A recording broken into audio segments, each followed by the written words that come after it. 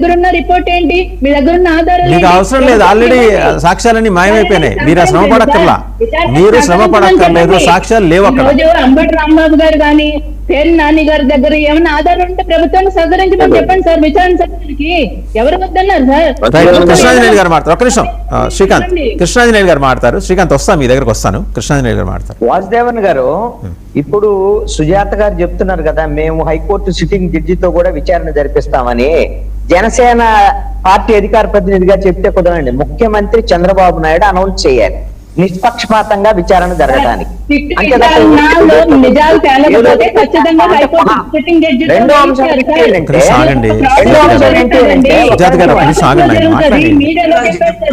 సుజాత గారు మీరు ఆగండి, ఆయన మాట్లాడియండి, కాస్త మాట్లాడియండి. లాకప్ డెత్తులు జరగలేదా అని చెప్పేసి ఆయన అడుగుతున్నారు. లాకప్ డెత్తులు జరుగుతున్నాయి.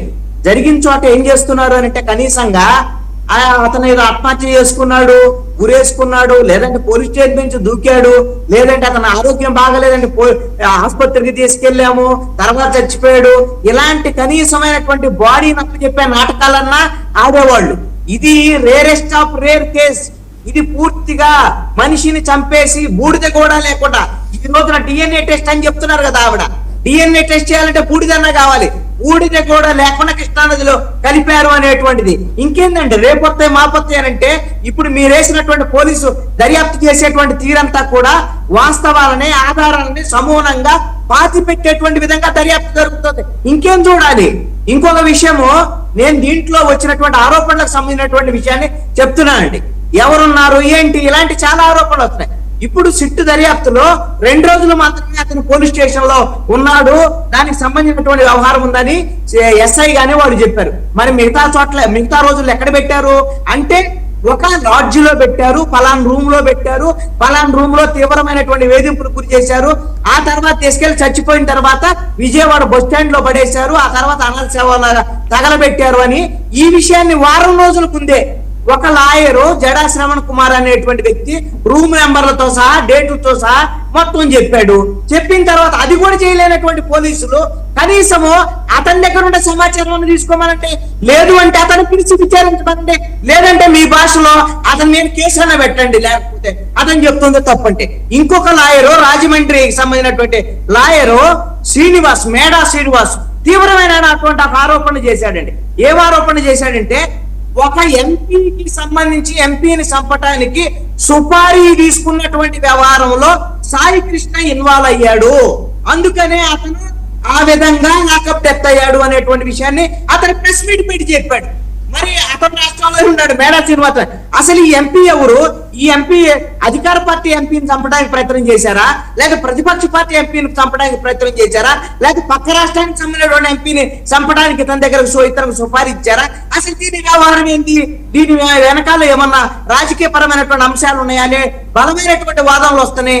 మరి మేడా శ్రీనివాస్ దగ్గర సమాచారం తీసుకోండి, లేదంటే మేడా శ్రీనివాస్ అసత్యమైన ప్రచారం చేస్తున్నాడు అడ్వకేట్ అంటే ఆయన మీద కేసు పెట్టండి, సమాచారం తెచ్చుకోండి. ఇంతే తప్ప ఈ విషయంలో వాస్తవాలు రావాలి అని అంటే నేను అక్కడ చెప్తున్నా, ఆనంద్ సాగర్ గారి సుజాత గారి ఆనంద్ సాగర్ గారు చెప్పేటువంటి విషయాలు మీరు పార్టీలో ఉన్నారు కాబట్టి పార్టీని కాపాడేటువంటి ప్రయత్నం, పార్టీ వాదన చెప్పేటువంటి ప్రయత్నం చేయటంలో నేను కాదని లేను. కానీ అందరూ కలిసి కూటమి ప్రభుత్వాన్ని నిట్ట నిలువున ఊబిలో ముంచేటటువంటి ప్రయత్నం ఈ రోజున ముఖ్యమంత్రి దగ్గర నుంచి హోంమంత్రి దగ్గర నుంచి ఈ అధికార ప్రతినిధుల వరకు అందరూ చేసుకుంటున్నారు.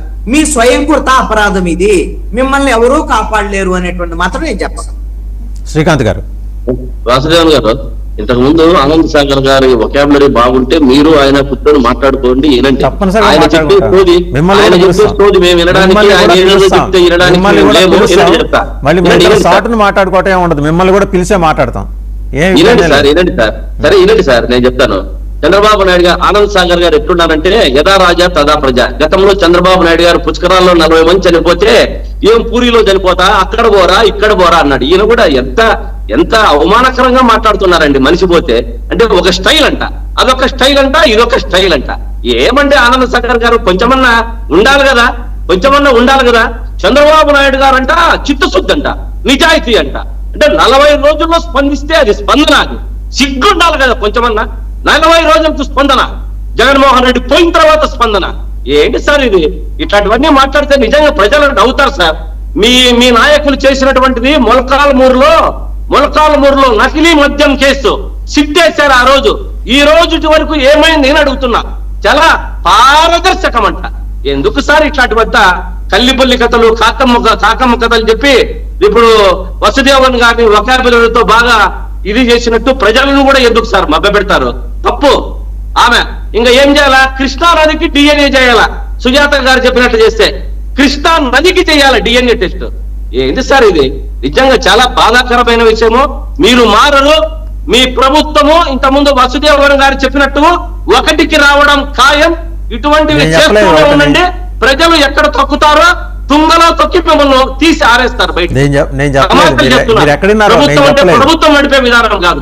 ప్రజలను వస్తున్నారు, ప్రజలను మభ్య పెడుతున్నారు, ప్రజలను మసిపుచ్చి మారేడుకాయ చేస్తున్నారు.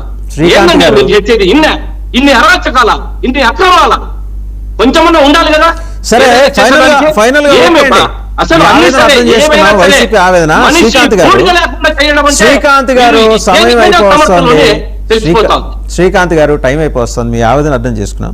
ఫైనల్ గా ఒక సబ్మిషన్ అండి వైసీపీకి. కాదంబరి జత్వాని అని ఒక ఆవిడ పాపం బాంబే నుంచి తీసుకొచ్చారు. మీ అప్పటి అడిషనల్ డీజీపీ ఇంటెలిజెన్స్ తీసుకొచ్చి వారి ఆధ్వర్యంలో కాంతిలాల్ రాణా, విశాల్ గున్ని వీళ్ళందరూ తీసుకొచ్చి ఆమెని ఇబ్బంది పెట్టారు. ఆవిడ వచ్చింది, తర్వాత కేసు వేసింది. మీ జగన్మోహన్ రెడ్డి గారు వెళ్ళి ఒక భరోసా యాత్ర చేసి, ఒక పరామర్శ చేసి ఆమెను ఓదారుస్తారా? ఓదార్పు యాత్ర అనుకుంటా మీరు చేస్తారా? ఓదారుస్తారా? అలాగే మీ ప్రభుత్వ హయాంలో జరిగిన ఇలాంటి ఈ హత్యలు లేకపోతే టార్చర్ కేసులో ఇప్పుడు అబ్దుల్ సలాం కుటుంబం వెళ్ళి పరామర్శిస్తారా? చెయ్యండి. ఎలాగో ఇప్పుడు మీకు వాళ్ళు అడుగుతున్నారు ఎప్పటి నుంచో, మీరు వెళ్తారా? మీరు వెళ్ళి చేస్తారా? జగన్మోహన్ రెడ్డి గారు నేను చెప్పేది అమ్మాయి దగ్గరికి వెళ్ళి తప్పైపోయిందమ్మా, చూస్తున్నారు కాదంబరి జత్వాని, తప్పైపోయింది తల్లి, మీకు ఇట్లా చేయడం మేము 11కి దిగామని వెళ్ళి మాట్లాడతారు ఆవిడ దగ్గరికి వెళ్ళి? ఇప్పుడు నేను చెప్పేది ఏంటి సార్, చట్టానికి చుట్టాలు ఎవరు కాదు అని మేము ప్రభుత్వ అధికారులకు ఫుల్ ఫ్రీడమ్ ఇచ్చాం. వీళ్ళ మాదిరి ప్రభుత్వ పెద్దలు చేసి, అధికారులు చేసి, దాన్ని మభ్యపెట్టి, దాన్ని మసిపూసి మారేడుకాయ చేసి, దాన్ని మేమంతా కూడా ఇట్లా అనుకోలేదు, చేయలేదు. ఏదైనా సరే ఆ రోజు చంద్రబాబు నాయుడు గారిని ఏదో కేసులో మన స్కిల్ డెవలప్మెంట్ స్కామ్ లో ఇరికిచ్చారని చెప్పి తీసుకొని వచ్చి అదే పనిగా దాన్ని ఇంతకుముందు చెప్పాను కదా, సిట్టు పోలీసులతో అధికారులు చేసినట్ట ఆయన మన పిఎస్ఆర్ ఆంజనేయులు గారిని అక్రమ అరెస్ట్ చేసి నిర్బంధించారు. అప్పుడు చేసినది